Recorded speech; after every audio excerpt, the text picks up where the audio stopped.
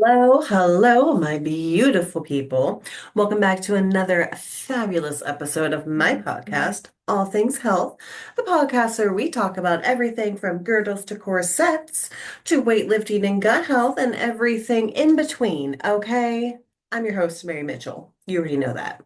Today, oh, honey, we are diving deep, okay? We're diving deep into a topic that's hugged more waistlines than a grandma at a family reunion, okay? I mean, am I right? Well, we're talking about girdles. That's right.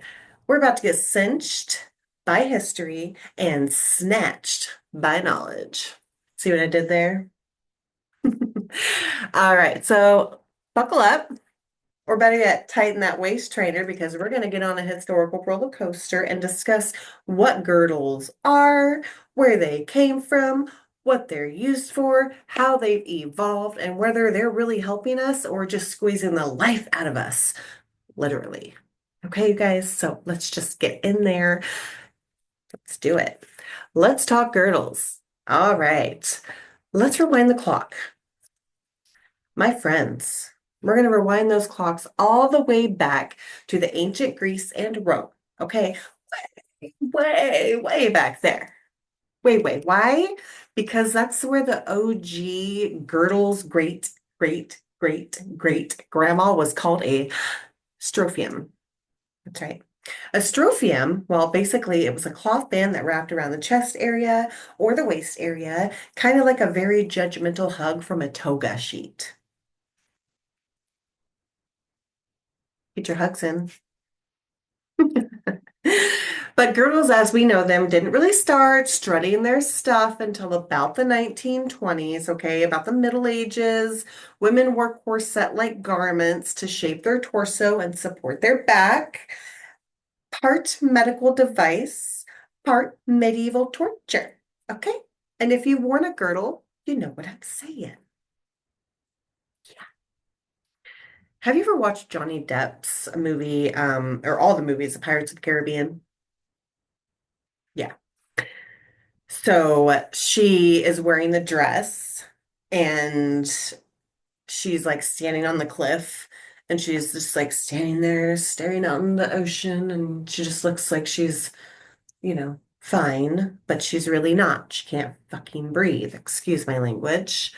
But he like rips it off of her because she falls into the ocean, right? She falls off the cliff. She's like, falls into the cliff and just he jumps in and he just takes his knife and cuts it off of her, and then all of a sudden she can breathe. That's a girdle. But the modern girdle, the stretchy, compressive, and slightly sassy version of a girdle, really took off in the early 1920s, like I had said previously. But why? Why were they taken off? Well, because women were ditching corsets and still wanted that smooth, silhouette under their clothing, and they wanted it to be evened out, just like smoothed out, not bumpy and frumpy and lumpy underneath. Like corsets have like whalebone or just plastic, because nowadays it's not really whalebone as much, but plastic, some hard plastic, and it's a shapewear kind of. But we'll discuss corsets here in a minute. So this is entering the elastic revolution in about the 1920s, okay? And it's more of a rubberized material, fabric, elastic material, and it's changed the game. Now, you may be wondering, why were we so obsessed with compressing our organs to where we can't breathe? Or why were we just, why? Why were we doing that? Well, good question. Originally, girdles had a few purposes, and they weren't just for no reason at all, right? So body shaping, a snatched waist never goes out of style, apparently. Posture support, because, before chiropractors, there was a girdle. And of course, because of modesty, because, we couldn't, heaven forbid, your jiggly bits jiggle in public, okay? And let's be real, there was a lot of social pressure for women, and we took it deeply. We took it to heart. We had to get with it, or else we weren't with it. Let's be honest, we all know that. It wasn't just about fashion, it was about control, both physical and societal. The girdle said, "Look at me. I'm perfect. I act proper. And for the love of all things, don't breathe too deeply because something might go somewhere." Okay. Now we may wonder, or some may wonder, maybe not all of us, but some may wonder, are girdles and corsets the same? Well, not quite. Girdles are the cousin of shapewear, basically, the cousin of the shapewear family, but not twins. Definitely not twins, okay? And here's why. Corsets are the dramatic overachievers. They're the tight-laced, boned, and ready to sculpt your waist like it's starring in a period drama. Just right. And girdles, on the other hand, they are a laid-back editor. They just kind of edit it out, right? Something is a little frumpy, put in the shapewear, makes it more smooth, right? One sculpts, the other supports. Big difference, okay? The smaller chance of fainting, and your organs will thank you.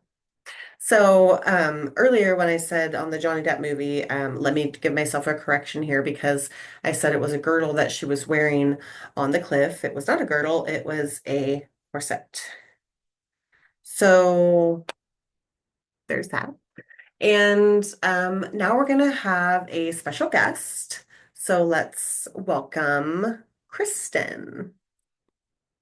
Just give her a little warm welcome. Thank you, Kristen.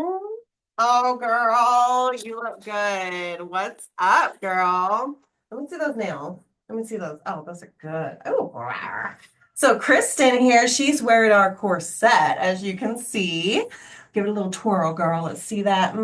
That is a corset. It's just kind of giving you a little bit of a tuck. Not much, it's not sucking her in, making her stand up straight, all that stuff. It's just a little bit. And that's our corset. Thank you, Kristen. Just a little correction with Kristen, what she was wearing. I know I said that it was a corset, but actually it was a cross between a corset and a girdle. It didn't have the bone or the hard plastic like a corset, but also didn't have the full shapewear like a girdle. So it was more like a corset girdle. Yeah, so there's the correction. Now let's continue on with our podcast. Let's do a little fashion flashback, shall we? Let's look at the evolution of these girdles, or as some would say, could possibly still be torturous devices, depending on how tight they really are. Because, like I said, corsets were the ones that made it to where you couldn't breathe, but you have girdles and they are shapewear and they do get very tight. So, in the 1920s to the 1930s, they were sleek, low profile, designed to flatten the tummy and hips. Think jazz flapper realness, jazzy flapper girl. In the 1940s to the 1950s, the golden age of the hourglass figure, girdles came with built-in garters for your stockings, sexy and strangling. So they were still tight. You still could barely breathe, but I mean, at least it was a little more comfortable and it was smoothing. And then they had the little dangly things hanging for your stockings because we all know that that's sexy. You've seen it. You've seen it. You know how good that looks. In the 1960s, the 1970s, Lycra entered the chat. Girdles became more elastic and started blending into your lingerie. So it just kind of all went together, blended in. Didn't even know I was wearing it until, I took it off. But then at that point, when you're wearing lingerie and you have that girdle underneath it and it's blending in, you're already doing the dirty or whatever you're doing, and then he's going to go away and you're going to go in the bathroom and take a shower or whatever, and then you're going to take it off. So he never even knew you were wearing it because it blends in. In the 1980s and the 1990s, girdles fell out of fashion. I'm talking they did for a hot minute, okay? We at that point embraced aerobics, leg warmers, and spandex because who couldn't look good in spandex, right? And then 2000s to today enter the era of shapewear. As we all know what shapewear is. Shout out to the Kardashians, social media influencers, and every shapewear company promising to sculpt your body while your spleen waves a white flag. So today we wear shapewear, body shaper, waist trainers, compression wear, all of the same squeeze, but new branding. But we also have some side effects.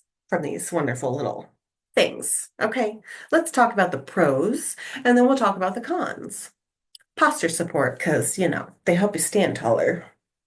Temporary smoothing. Hello, body can, dress confidence with that editing.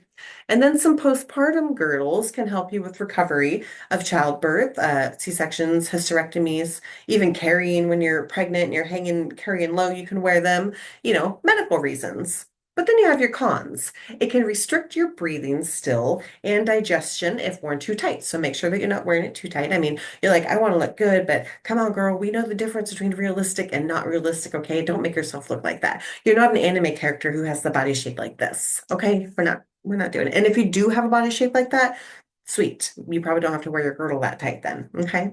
It also can cause pelvic floor issues over time. And yeah, nobody wants that. Trust me. I know. Don't. You don't want that because then there comes surgery and you don't want surgery. Pelvic floor surgery is no joke. But you might need a girdle to wear after that again because gotta hold that in there, right? You're not gonna want it too tight though, like we said. Wearing them constantly can weaken your core muscles because your body's most of the time like, oh, cool. I don't have to really do anything right now. The girdle's doing it for me, right?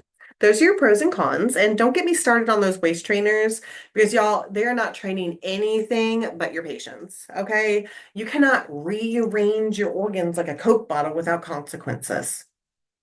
So, what have we learned today, class? Well, let's see. The girdle has been a fashion staple, a social symbol, a stretchy struggle for centuries, and it's evolved. It's rebranded, and it's still hanging out in our dresser drawer under the name Spanx. Yeah. Your worth isn't in your waistline. It's in your wellness. Positive energy, bitches. Okay. So wear the girdle or don't, but wear it if it makes you feel fabulous. Just don't wear it too tight. Don't let it define you. And if anyone asks why you ditched your shapewear, just tell them I'm not compressed. I'm just expressing myself freely and breathing again. And that's it for today's episode of All Things Health. If you enjoyed this snatched little history lesson, give us a follow, smash that subscribe button, let your friends know who I am. But first, make yourself sound smart and talk about what you learned today. But then have your friends follow me, leave a review, leave a comment, tell me what you like, tell me what you don't like. And if your friend's still fighting their girdle every Saturday night, maybe, help them out. Tell them not to wear it, or tell them not to wear it too tight. Don't let it define them. Catch you next week where we'll talk about something else that's delightfully weird and wildly informative. Until then, stay comfy, stay curious, and let that belly breathe, baby. See you then. Bye-bye.